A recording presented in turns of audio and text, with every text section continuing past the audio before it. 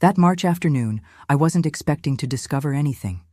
In fact, I was just planning to drop off a lemon cake, my most requested recipe, at my mother's house. She was recovering from the flu. But God, sometimes He chooses the most ordinary moments to reveal truths that change everything. The porch door was slightly ajar. I found it odd, but didn't think much of it. I stepped inside. My shoes made a muffled sound on the old entryway rug. The TV was on in the living room, voices murmuring in the background. It wasn't until I heard the laughter, that something inside me cracked. I followed the sound. It was coming from upstairs. I climbed the steps, still holding the cake, trying not to make a sound.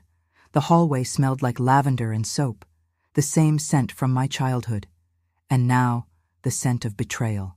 Her bedroom door was slightly open. And before I could call out to her, to my mother, I heard something that shook the ground beneath me. "You won't leave me, will you?" It was Martin's voice, my husband of 34 years. "Of course not, darling. She'll never know." My mother's voice, soft, intimate, the same voice that used to soothe me when I had a fever, the same voice that held my hand when I lost my first child. The cake slipped from my hands and hit the floor with a dull thud. The door flung open. They stared at me, frozen, speechless. I stepped back. I didn't run. I didn't cry. I just walked down the stairs and left. The sound of the door slamming shut behind me was the loudest noise I've ever heard in my life. There was no confrontation that night. When Martin came home hours later, still carrying the scent of my mother's perfume on his clothes, I was sitting on the porch knitting. He kissed me on the cheek, just like always, as if nothing had happened. And right then, while he pretended everything was normal, I made a decision. I wouldn't scream, I wouldn't beg, I wouldn't cry. But he and my mother would pay for every lie, every secret glance, every hidden touch, with something they'd never forget. If this story has caught you off guard, just wait for what comes next. And if you believe no woman should ever live in the shadow of betrayal, subscribe to this channel. Sometimes all it takes is the courage to take that first step. I took mine that afternoon. I always thought I knew my life well. I knew my home, my children, the way Martin liked his coffee, no sugar, with a dash of cinnamon. I knew my mother, Claire, better than anyone else. Or at least, I thought I did. The morning after what I saw, or better said, what I could never unsee, I made pancakes. Martin came downstairs, like always, adjusting his tie at the collar. "Sleep well?" he asked, pouring himself some coffee. I looked at him for a moment. The man who had shared my bed for over 3 decades, his gray hair neatly combed, those brown eyes that once made me dream of stability. I smiled, but inside, something new was stirring. It wasn't hate, it was clarity. I dreamt I was waking up, I replied. He didn't even notice, swallowed the sentence like it meant nothing. That day, I washed the dishes slowly, my hands soaked in warm water, the soap climbing up my forearms. Every dish brought back a memory. Christmas dinner in 2003. Emily's birthday.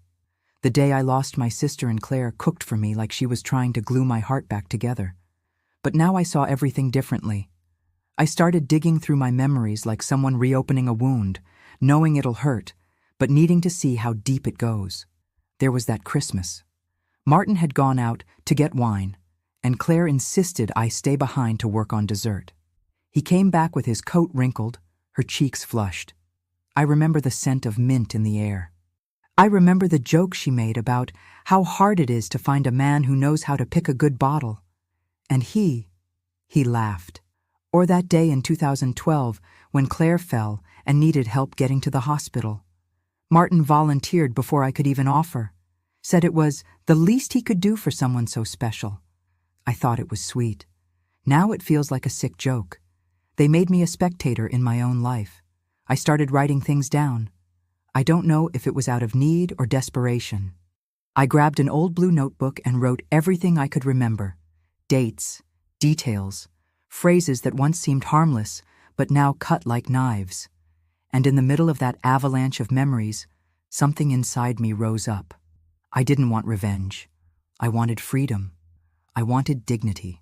They taught me how to pretend, how to smile through pain, how to cover the cracks with pretty curtains and Sunday dinners. But now I saw it clearly. Pretending was a prison. The following week, I suggested to Martin that we take a trip to celebrate our 35th anniversary. Something intimate, just the two of us. He seemed surprised but agreed. Claire, as always, offered to help with the arrangements. And that's when I knew. They didn't suspect a thing. And the more they trusted, the easier it would be to bring down the house of lies they built together. If you're hearing this and you've ever suspected something that hurts you, that eats away at you in silence, don't ignore the signs. Silence devours those who refuse to listen. But when you start taking notes, paying attention, making plans, that's when silence begins to work in your favor. The hardest part wasn't seeing the two of them together. It wasn't the scene itself. It was living with them in the days that followed, sitting across from them at the breakfast table, making small talk, smiling while my stomach twisted into knots. Martin kept coming home late 2 nights a week. He claimed he had board meetings, even though he'd recently announced he was thinking about retiring. Claire, meanwhile, kept showing up at odd hours. Just dropping off some pies, missed the grandkids, left my scarf here on Sunday. They were comfortable. And that was my first advantage. On the 3rd week after the discovery, I suggested a celebratory dinner at the local club, the same place we held our silver anniversary party. I used words like renewing vows, reconnecting, a new chapter. Martin hesitated, scratched his chin, looked away. Claire lit up when she heard the idea. "It'll be beautiful, sweetheart. Your love deserves to be celebrated," she said, lightly touching my arm. Her touch made my skin crawl. I faked emotion. "Will you help me with everything? No one knows my taste like you do." She nodded, glowing. And in that moment, my plan took shape. That night, while Martin slept beside me, breathing softly as always, I pulled out the hidden phone I'd bought days earlier and started documenting everything. Photos of bank statements, copies of deleted messages from his phone. Yes, I'd learned how to clone it with help from a trusted friend of my late brother. I installed a discreet camera in the home office, another one on the back porch, and the most subtle of all, a listening device hidden in the padding of his car seat. During the day, I continued being the same Eleanor.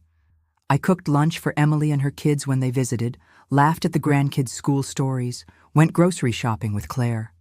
At night, I reviewed recordings, logged data, and built a dossier like I was writing a memoir, except instead of affection, it was filled with lies, recorded line by line.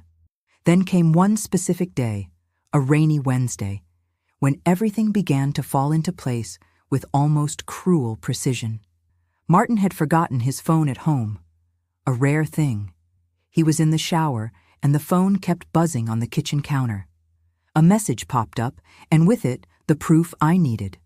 "Claire, last night was everything. I already miss you." Last night, he had told me he'd slept poorly because of insomnia, that he needed space, that he was sleeping on the couch.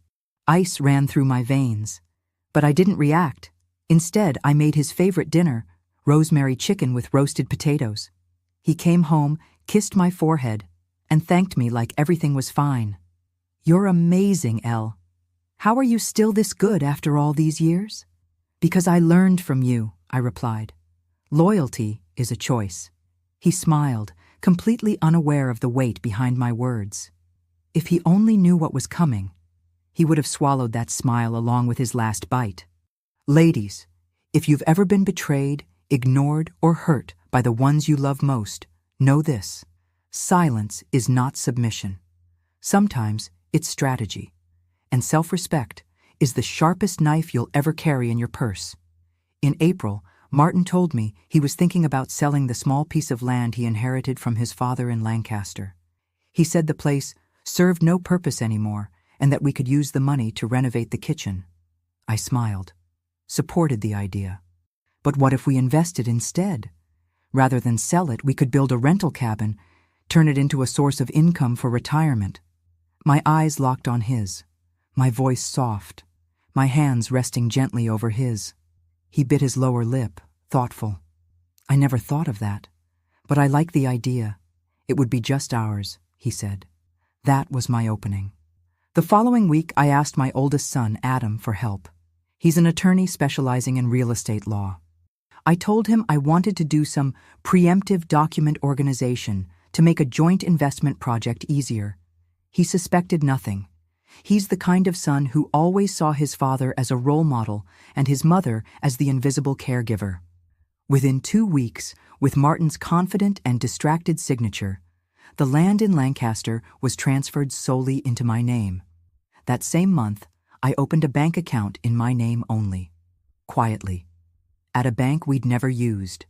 I began discreetly selling some of the jewelry I'd kept for decades. Emerald earrings, rings I no longer wore. I'd say I was giving them to Emily or saving them for the eldest granddaughter.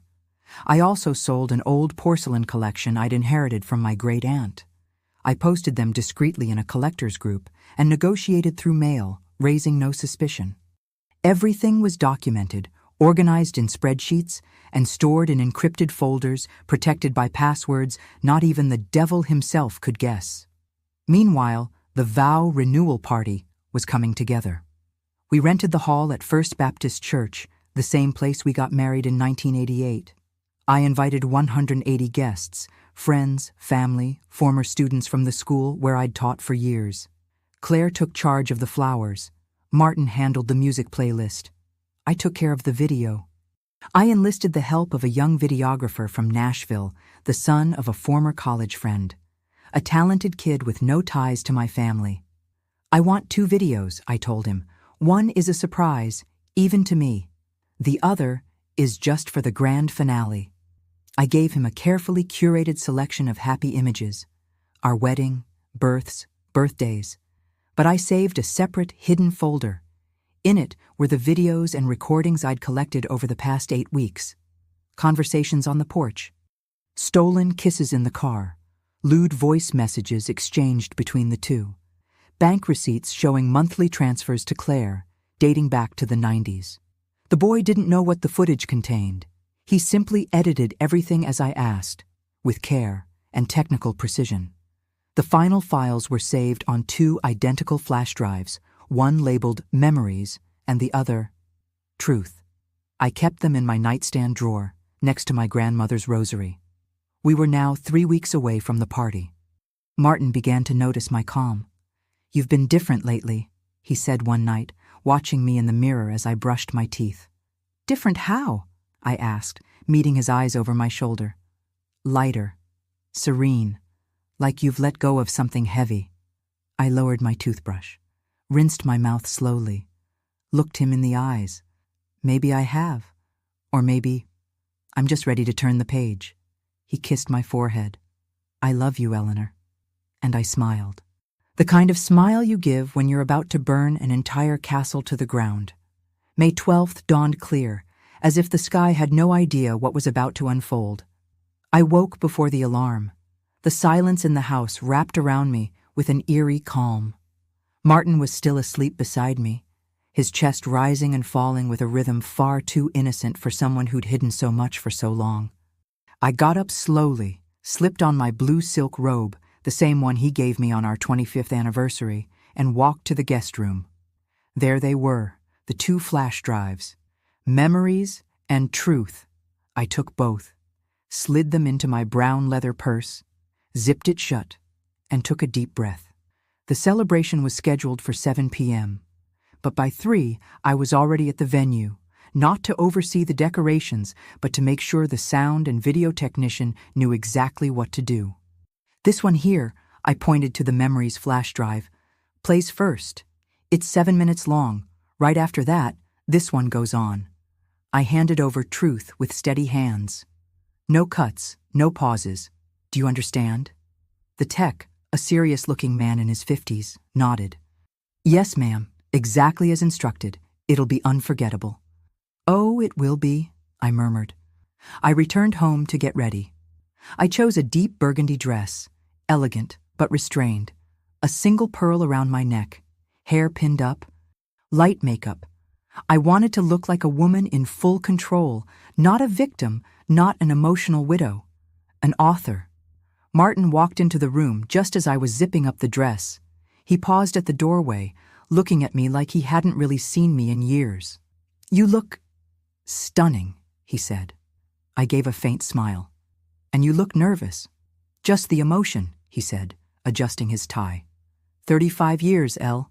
Who would have thought? Yeah, 35, a whole lifetime. The ride to the venue was silent. In the car, our hands didn't touch. Claire was already there, arranging flowers, greeting guests with that practiced smile of a respected matriarch. She wore an emerald green dress, Martin's favorite color, of course. I greeted her with a kiss on the cheek. "You look beautiful, Mom." "And you?" "Look like a queen," she replied. The hall was immaculate, over 150 guests. My children in the front row smiling. Small grandchildren perched on aunts' laps. Old colleagues, church friends, neighbors from the street where I'd lived for 30 years. At 7:15, the MC took the microphone.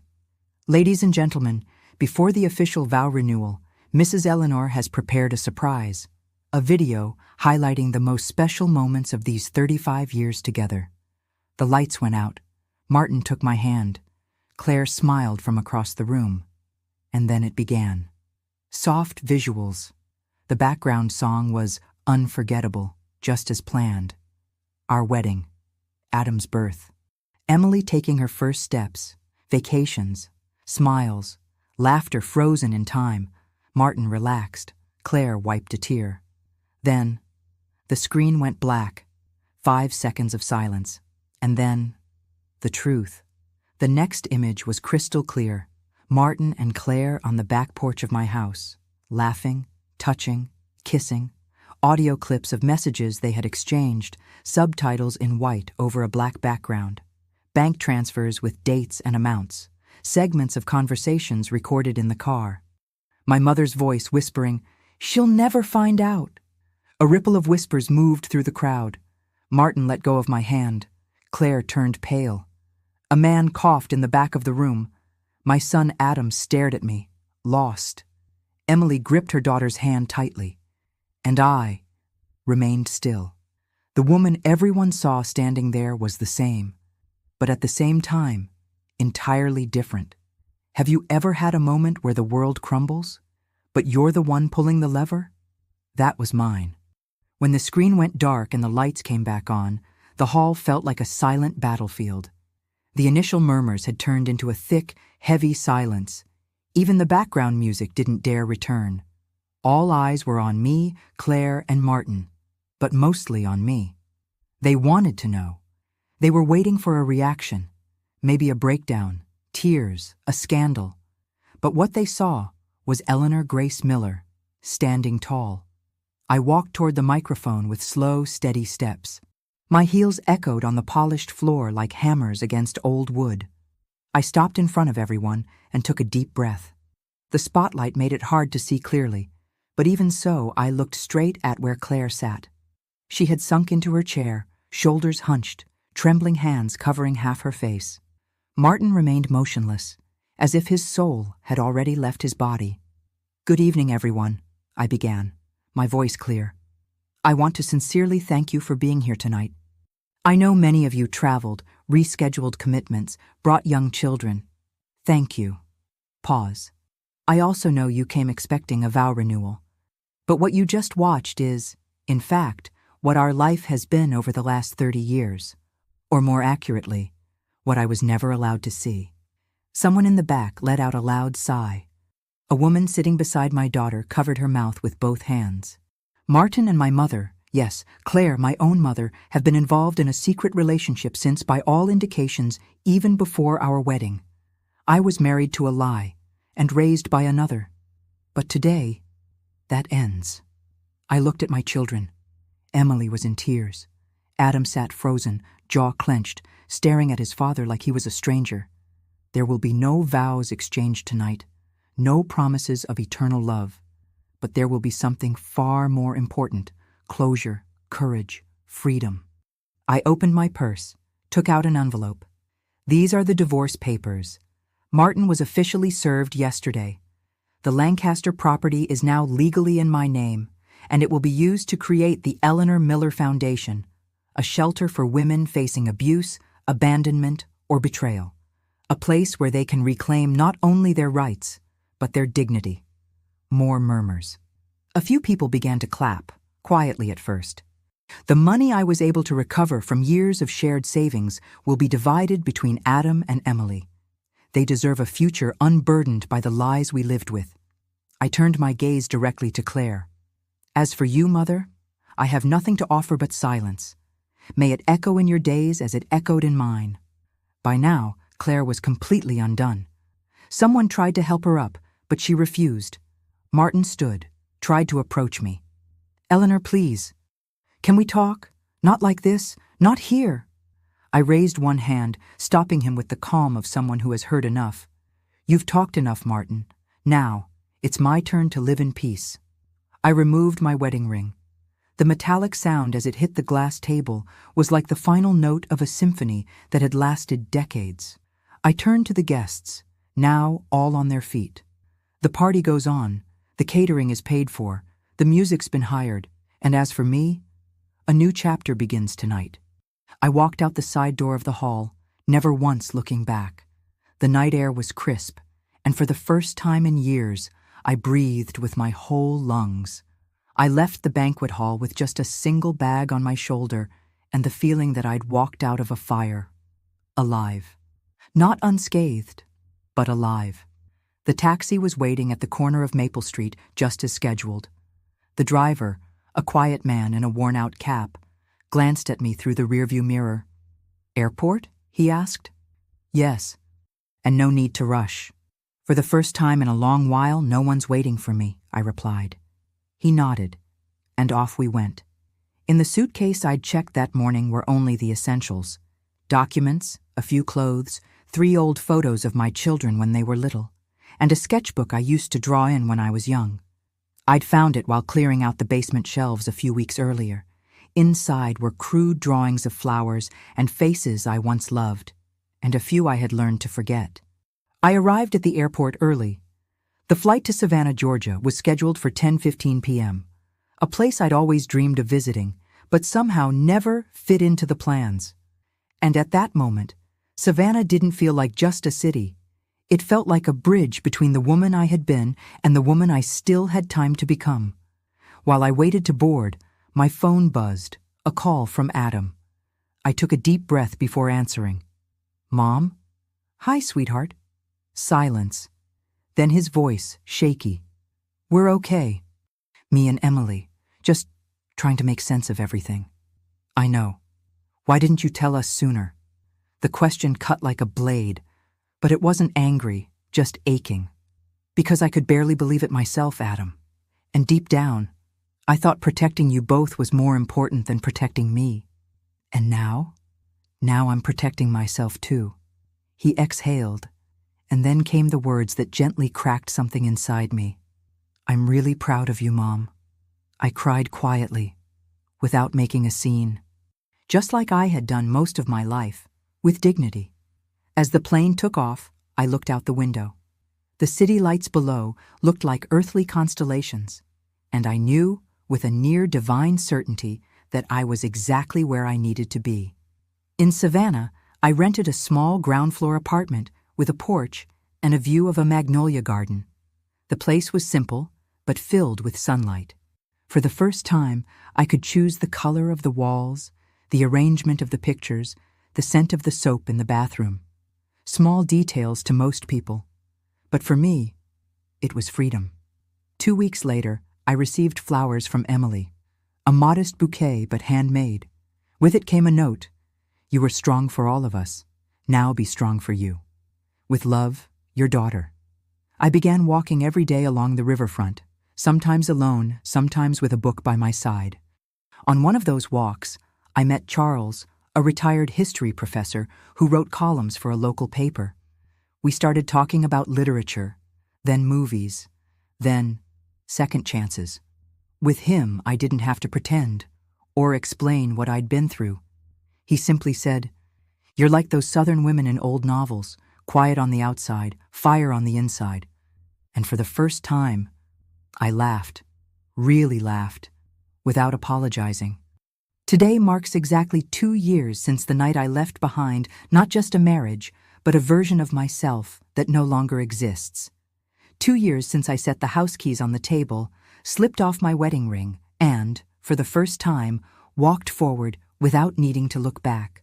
Now, I write these words from the porch of my apartment in Savannah. The morning sun filters through white curtains. The smell of freshly brewed coffee mixes with the scent of jasmine I planted in the garden. And Charles is in the kitchen, reading the newspaper aloud, rambling about some political decision with that half-serious, half-comedic passion that only he has. It's not a movie life. There's no glamour. But there is peace. The foundation I built using the Lancaster property now supports over 30 women. Women like me, who endured too much, stayed silent too long, loved without being loved back, and who, one day, realized they no longer had to wait for someone else to set them free. That the door had always been open. I started painting again, singing again, saying no without guilt. Most of all, I started belonging to myself again. My children still visit, more often than they used to. Emily always brings a new dessert she learned on YouTube. Adam helps me manage the foundation's finances and jokes that I'm now a retired CEO and reluctant activist. And Claire? My mother passed away quietly. There was no reconciliation, and that doesn't make me cold. It just means I've understood that forgiveness is moving forward without leaving your soul behind. Martin resurfaced in a brief email months ago. He said he was at peace and hoped I was too. I replied with 2 words. I am. I've shared my story not for revenge and not to be celebrated, but because maybe, on the other side of this screen, there's a woman like I once was. A woman who was too kind, too loyal, forgotten by everyone, including herself. And if I can tell you something from the depths of my heart, you are not alone. You don't have to wait another day, another birthday, another apology that may never come. You deserve to breathe with your own lungs, walk with your own steps, and sleep with the peace of someone living in truth. You deserve to be the main character of your story. And remember, there is no greater liberation than the one we write with our own hands. Whether it's with a note, a packed suitcase, or the courage to simply say, enough. If you've made it this far, thank you. Truly, from my heart. And if this story spoke to you, please like the video, share it with someone who needs to hear it, and subscribe to the channel. You may not know when, but one day you'll realize you were made to bloom, even after the longest drought. With love, Eleanor Grace Miller.